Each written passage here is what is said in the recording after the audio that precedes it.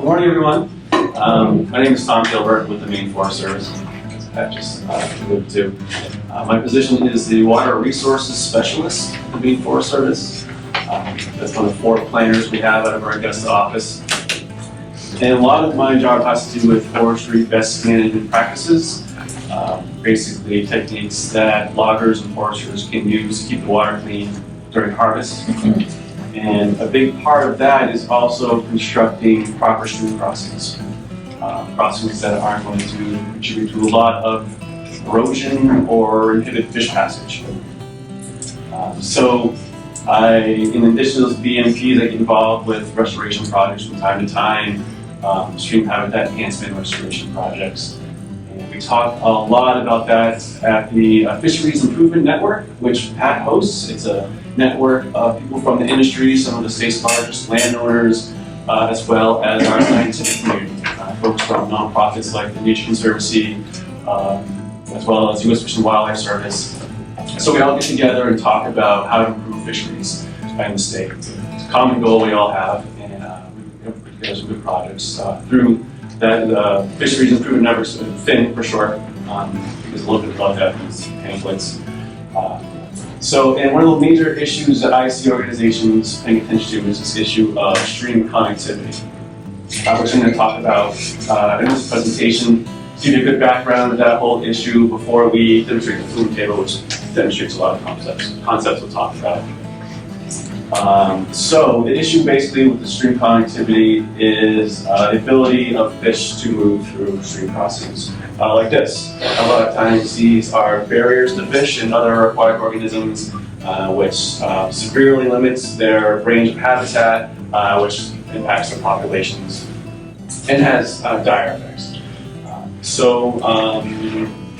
Yes, I can move forward. Please feel free to ask any questions. First, the economic argument. Our fisheries actually produce a good amount of economic activity. Stream fishing alone produces a good amount of activity. We have, I think it's about $100 million a year in economic benefits from people coming to our state for stream fishing. Just wanted a definition of fishery. Fisheries, that's a real general term. Fishery meaning anything from stream fish to our ocean, our coastal fisheries. In this instance, I'm only just talking about streams, but it's really just the population of fish we have in our state. Just stream fishing alone produces a good amount of activity. I think it's $200 million a year in sales and another $20 million a year in taxes. This is just from people coming to our state to fish for brook trout, mainly brook trout. So if you look at this map, this shows the brook trout populations throughout the northeastern United States. The red on the map is obviously not great. That's where brook trout populations have been greatly reduced. The yellow is where it's been reduced slightly, and the green is where we have healthy, intact brook trout populations. So you can see in this map that if you're looking to fish for brook trout, Maine's a good place to go. So this is what generates a lot of the economic activity. People come all over to fish in Maine because of this. Taking a closer look at Maine, a good amount of green there. Those are healthy, intact populations of brook trout. But of course, we still have those impaired areas in red. So although we have that healthy population, we can do better. We want to maintain those healthy populations as they are, maybe even improve on that. They won't improve on their own. Atlantic salmon is another species that we're concerned about nationally. This is an endangered species. We can't fish for them anymore, of course.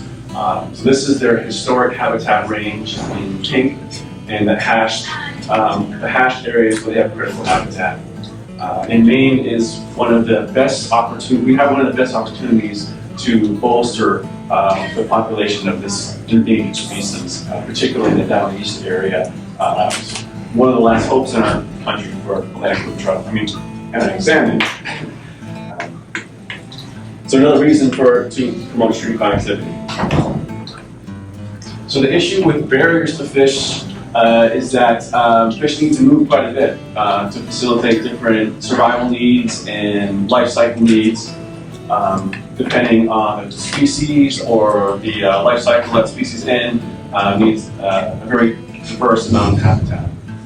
So spawning habitat would be different from a nursery habitat, might be different from the area they like to forage in. They need some deep water refuge during hot summer days like today. And then you can't necessarily find all this varied habitat within a few miles. So we need to travel quite a bit to be able to have healthy populations. But of course, it's not just about fish. Generally, historically, what we've done with these stream crossings is design to pass water. How can we move water from one side to a road to the other the most efficient way without putting a lot of thought into the aquatic organisms? So that's starting to change, thankfully. So we have other organisms, turtles, for example. If these crossings are put in correctly, sometimes we have a good amount of stream bank within the crossing, so that helps with terrestrial wildlife, raccoons, or animals that need to pass over a road and can do safely through the crossing. Sediment is always moving in streams, as is wood and other debris, and all this stuff can clog up culverts that are undersized, creating a barrier. So the idea is to create these crossings that can pass all this stuff, the sediment, wood, all the organisms and fish, so that the stream ideally doesn't know it's a crossing there. So let's look at this issue of barriers to our stream crossings. This is data that's been collected over several years, where we have folks go out and measure these crossings for their ability to pass fish and other organisms. And as the data shows, culverts around the state have a pretty high probability of being a barrier to fish passage. We see here that about 80 to 90% of all those crossings surveyed were a barrier, at least at some part of the year. The green bar there shows barriers that are permanent barriers year-round. It's about 40% of those crossings surveyed, and then an additional 40 to 50% are potential barriers. A day like today where it's hot, there's not a lot of water running, those crossings will probably be a barrier. And this has been a huge effort statewide, a lot of different partners involved, including Maine Forest Service. I have 2 interns right now in the field doing this, and we're hoping to wrap this effort up at the end of this year. We're working closely with the Nature Conservancy on this. And so by the end of this year, we should have just about every crossing in the state surveyed, which helps us prioritize where these crossings should be. So we're actually the envy of the rest of the country. A lot of other states don't have nearly as much data as we have, haven't put the priority on this issue as we have. So we're making great progress on that. So looking at that spatially, we are just looking at a piece of the Penobscot watershed spanning over there, and all those red dots there are permanent barriers for fish. If we had a complete data set, we would see some orange dots, which are partial barriers, some green dots, which are not barriers. But to give you an idea of this issue of permanent barriers, there's over 350 barriers there just in this part of the state.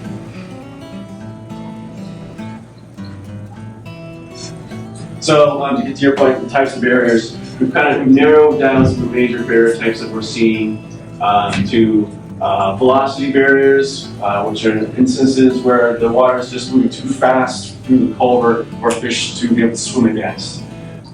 Jump barriers, the culvert set too high, they're unable to jump up into the culvert to get through.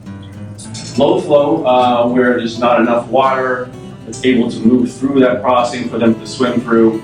And debris barriers, where you just have this clog of woody debris and sediment that's just blocking the culvert.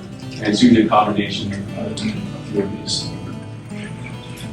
So looking at velocity barriers in particular, this can happen, usually this is due to an undersized culvert. You see the little schematic down here.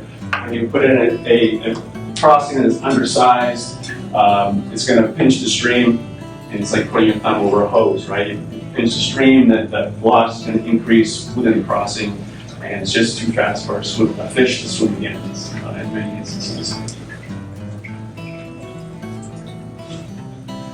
Another effect of that velocity increase is a good amount of turbulence accumulating at the outlet there. And over time, we're going to see I don't know if you can see that with all the stuff, but there's a hole it creates. A lot of material here is pushed to the side, makes it a hole, and that becomes a jump barrier. With a hanging culvert, some fish aren't able to jump up into it. In addition to that, we have all this material that's pushed away, which creates this mound. So in a day like today, at the top, not a lot of water flowing, fish may only be able to get up there because they have that accumulated sediment that's in the way.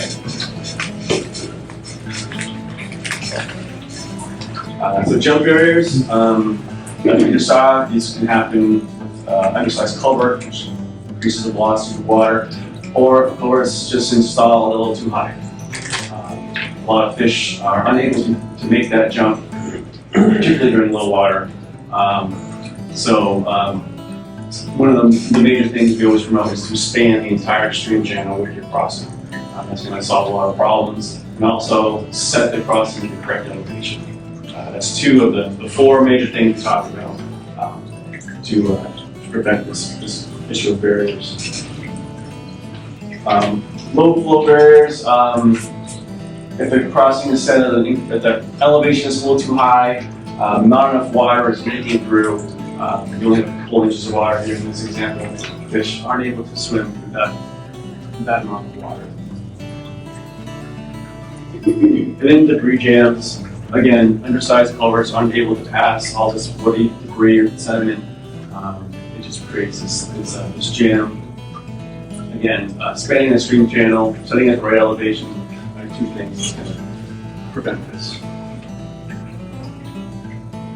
So an example here that is often common that we see out in particularly wood roads, really crossing, where you see a crossing where looking downstream it may look like a normal stream channel, but on the upstream end you see a lot of stagnant water just pooling on one side.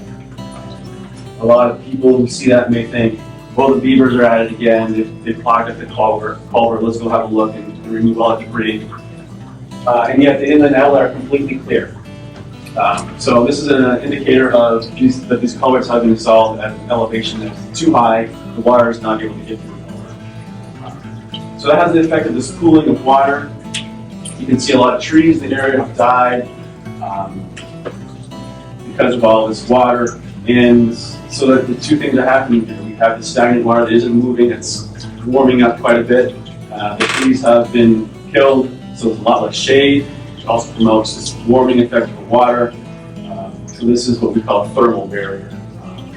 This warm water has not a lot of oxygen in it. If fish could get through there, they wouldn't want to be in there. They can't breathe in water that's that warm. So luckily this was a restoration project. We have moved those undersized culverts that were set at the wrong elevation with a much larger culvert, set correctly, and now we have water that is moving pretty well, it's oxygenated, it's cool, and we've opened up a lot of habitat for fish. And we've reduced maintenance costs for that road. When you have water ponding up on one side of the road and it's kind of sitting there, it's going to, over time, erode the road away a little bit. So now the water is able to move through, hopefully reduce maintenance costs on the road. Another reason for increasing the size of culverts and setting appropriately is we're seeing an increase in the frequency and severity of storm events. It's not a point I have to do too much convincing to those people who work in the woods and are installing these culverts. They see it happen increasingly more and more, and they're increasing their culvert size voluntarily above the state regulation because they know that it's cheaper to put in a big culvert up front than it is to be replacing this culvert 2 times over 5 to 10 years. So oftentimes when a crossing is installed, it's pinching a stream channel a little bit, and even just a crossing that's a little undersized going over time has some big effects. So spanning the stream means to span the entire stream channel without pinching it at all. So we recommend 1.2 times the length width of the stream channel, so it spans the stream and leaves more room to basically create stream banks within the crossing, so that we can handle big storm events and pass debris and sediment and fish. So it's predicted that we're going to have an increase of extreme storm events by 43%. This is based off of meteorological data in the past 50 years, looking at that trend. We're expecting these extreme events to increase more in the future. So another reason, public safety. This was a crossing in Freeport, I believe, or Falmouth? Freeport, I think. A huge crossing that was just wiped away within seconds. There's a video of this, which unfortunately I don't have, but it's pretty daunting. So, the point here is public safety and investment.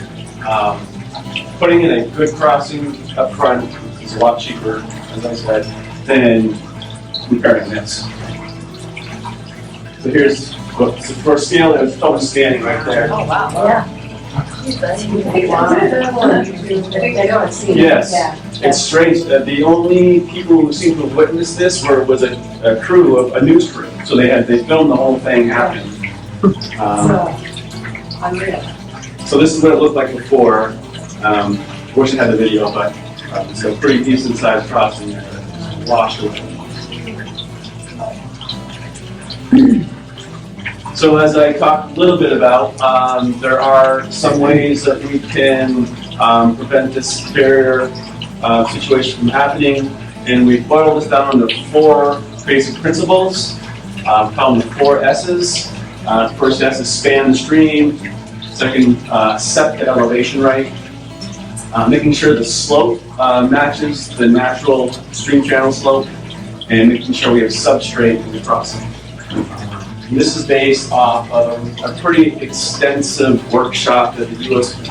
Forest Service has put on. I think it's a 4 or 5 day workshop that I attended a couple years ago, and it's pretty heavy on science and engineering and constructing. Basically what we're doing is reconstructing a stream channel. So rather than have people go through this intensive workshop, we boil it down with these 4 principles. So what do we come up with?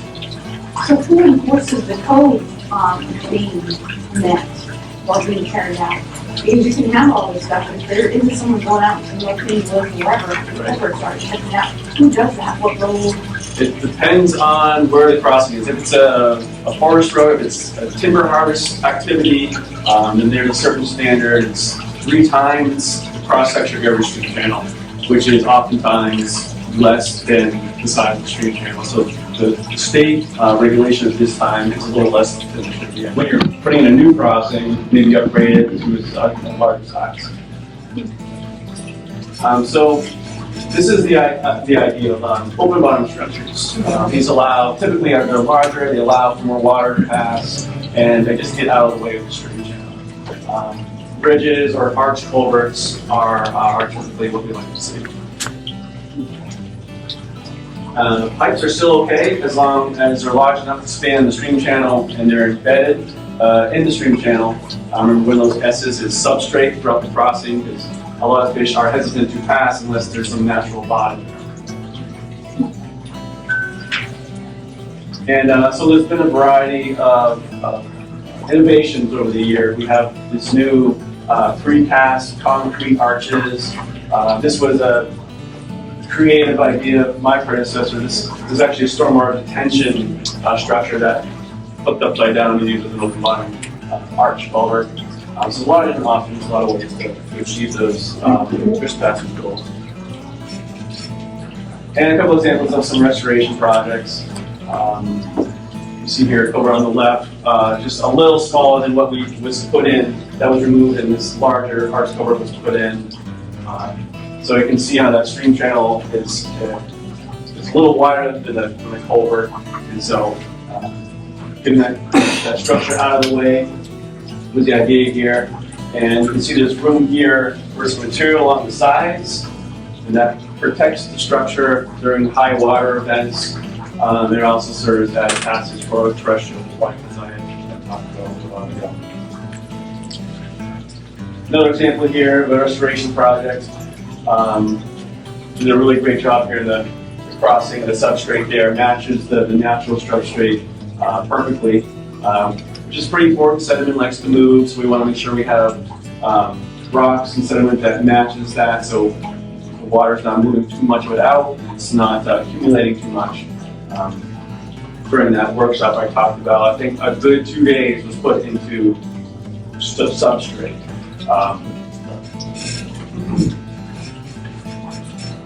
So in general, barriers are an issue, and the 4 S's is this idea we promote throughout: spanning the stream, setting the elevation right, making sure the slope matches the stream, and making sure it's substrate throughout the process.